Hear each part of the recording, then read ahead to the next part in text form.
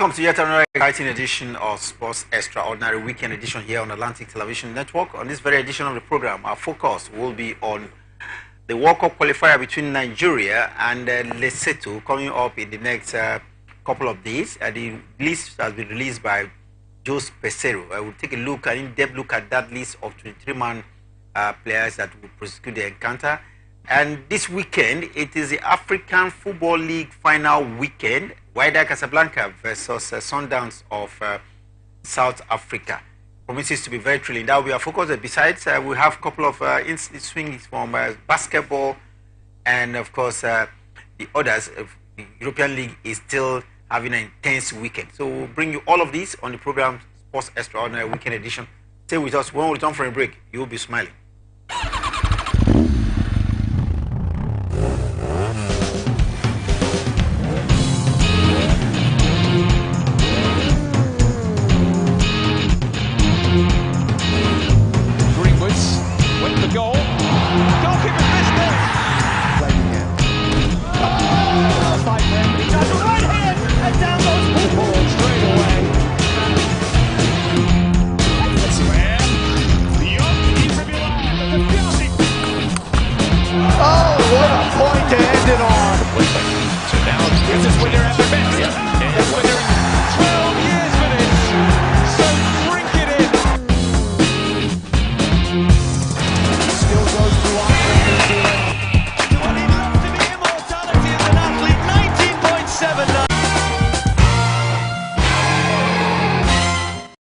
Welcome back, Sports Extraordinary Weekend Edition, and this weekend we have Kingsley Emmanuel.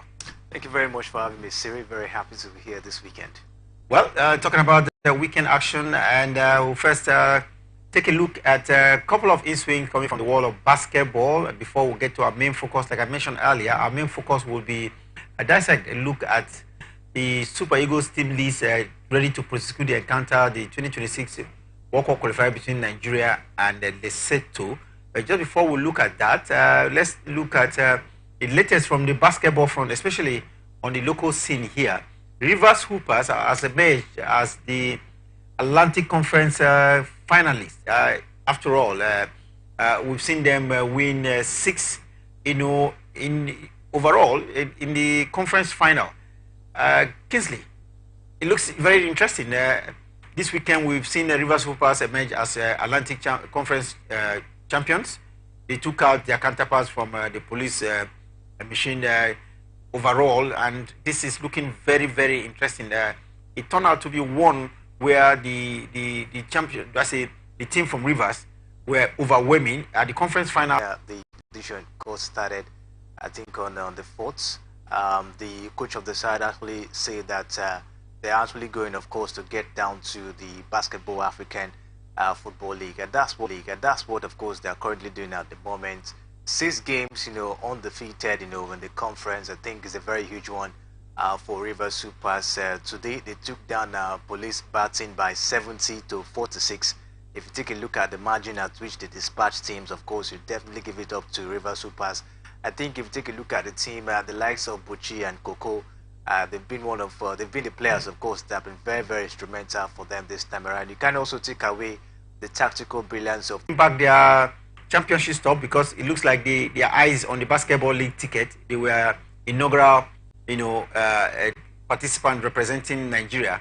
They want to go back there again for a second time. Yeah, they want to go back there the second time. Last time we saw Kwara Falcons, of course, taking that one away from them. But this time around, you take a look at the way they have performed, beating in 6 games, of course, in their conference. I think it really speaks a lot of volume of them, of course, taking back this one, from Kwara Falcons as it is. I think last 2 seasons, Rivers Supers, they were not, at their best, and that's why we saw that lost star performance, from them. But this time around, they've decided, of course, to live up to expectation. They've gotten some couple of players, like I mentioned, the likes of Coco and Buchi. They've been, 4 will produce the 2, and the 2 will produce 1. And that's where the River Supers still have to contend with. They finished so far unbeaten in the very first phase. They were unbeaten 4-0. Then, of course, the conference final, it is 6-0 overall. So they have emerged as conference champions.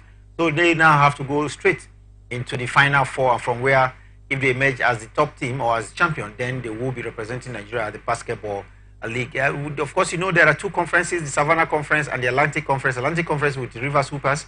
Then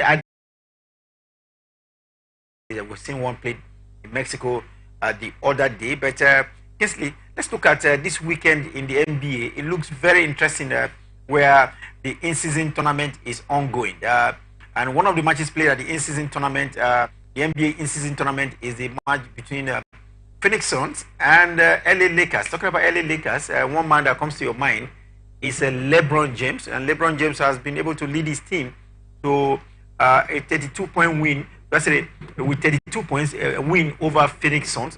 We've seen some interesting development coming from there. 122 from the home side to 119 from Phoenix Suns. But everybody's talking about the 32 points and the 11 rebound and 6 assists in 36 minutes from the 38-year-old LeBron James, who have been in the NBA in the last 21 seasons. It's a huge relief, for LeBron James and the fans of the LA Lakers as well, and the LA Lakers team, for getting. But a lot of people are talking about the absence of one big man in that squad. When you don't have, when a star player is missing, you begin to ask, maybe that's what is affecting Phoenix Suns. Devin Booker, everybody knows him to be the best player, on the Suns roster. This is his fourth game where he's absent due to injury. Do you see him coming back maybe in their next game? Philadelphia 76ers, they're really showing their quality there.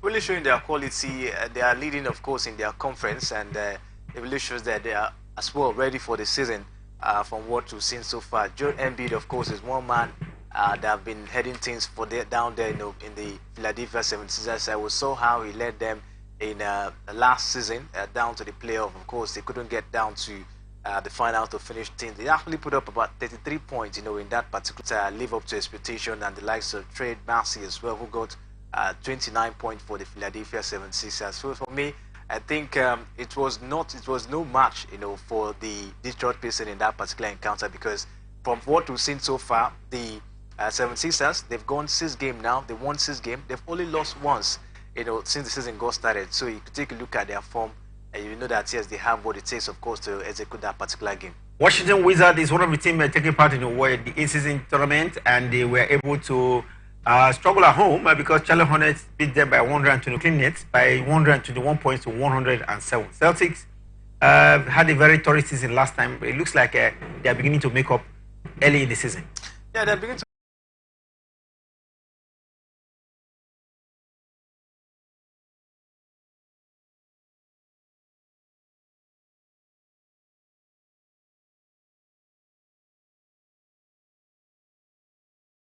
Truly.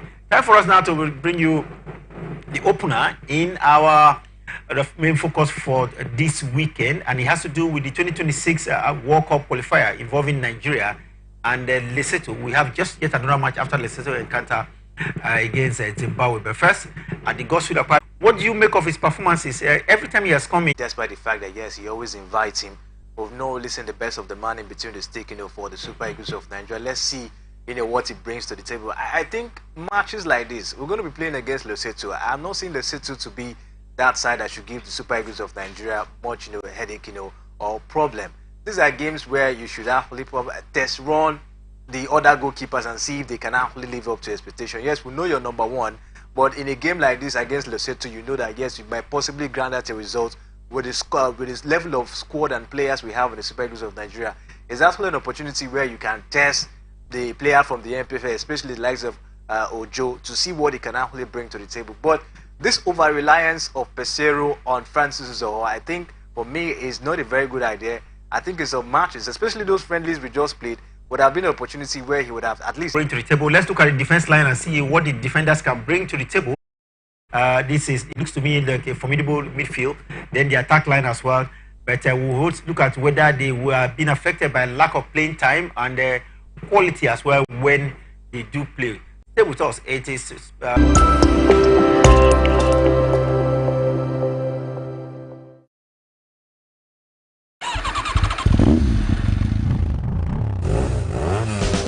the goal. Goalkeeper missed it. Play again. Oh, fight for him. He does a right hand and down goes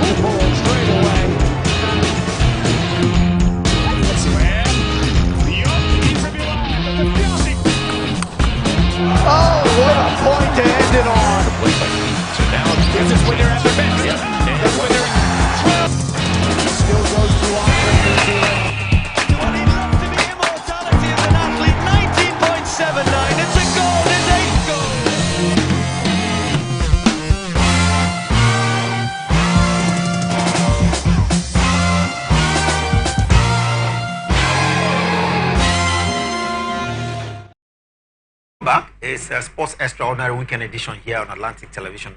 And this weekend, our focus has been on the team list of the Super Eagles of Nigeria, preparing to take on their counterparts from Lesotho, the Crocodiles from Lesotho, by Thursday at the Godswill Akpabio Stadium. In a bid to qualify for the 2026 World Cup, we've looked at the goalkeeping department, where 3 goalkeepers have had barely playing times in their respective club sides, 2 in Europe and 1 in Nigeria.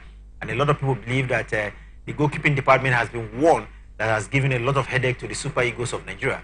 But again, the coach of the team, Jose Pesero, believes that the goalkeepers needs to be given some slack, and that the pressure has been so much on the goalkeepers that they can be better than what they are. So Nigerians are standing with that statement and hoping that we will not see a repeat of a goalkeeping howler on Thursday at the Godswill Akpabio Stadium. We looked at the defense as well, and the defense is all European-based players. No one is playing their trade in the local league here.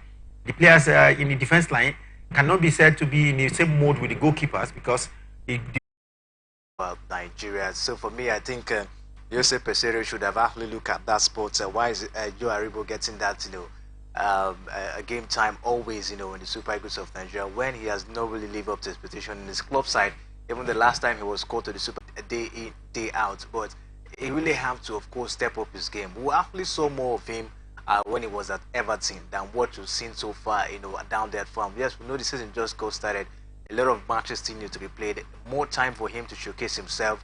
But I think Alessi will be, of course, should hit the ground running at some point. It shouldn't be this, player that's actually inconsistent. We see him today, tomorrow he's not there, tomorrow he's leaving us with 0, tomorrow is the next day is scoring, and the next day is not scoring. So for me, I think Alessi Iwobi should try as much as he can to be consistent, with his form and his game, and that's what we'll see him. That's when, of course, we'll be able to rely on him anytime, any day. Talking about scoring and not scoring, it looks like the Nigerian midfield players are not goal scoring, non-goal scoring midfielders. We've seen Oyedika, play for his club side. I'm not too sure he's registered his name on the score sheet this season. Joe Aribo, like you mentioned, has been not very active. Then you ordinarily would think that Frank Oyeka would score for Brentford, but he too, though having a decent performance. Then Alexi Iwobi is Nigeria's most scoring midfield player. But of recent, because he has to move from one club to the other, Everton to Fulham, he's yet to put his name on the scorer sheet. And I tell you, that's why I actually said that he has to be consistent, because it's kind of player, of course, need to showcase himself, every time, in every game, not, once in a while. Alex will really have to be consistent in his game. He was there at Arsenal. We saw him, of course, putting up some very impressive performance. Going down to Everton, of course, he was actually coming up, but wasn't always. And now at Fulham, we've seen about 12 matches so far. We'll have Eagles of Nigeria, Kelechi Iheanacho on the list ahead of the encounter between Nigeria and Lesotho.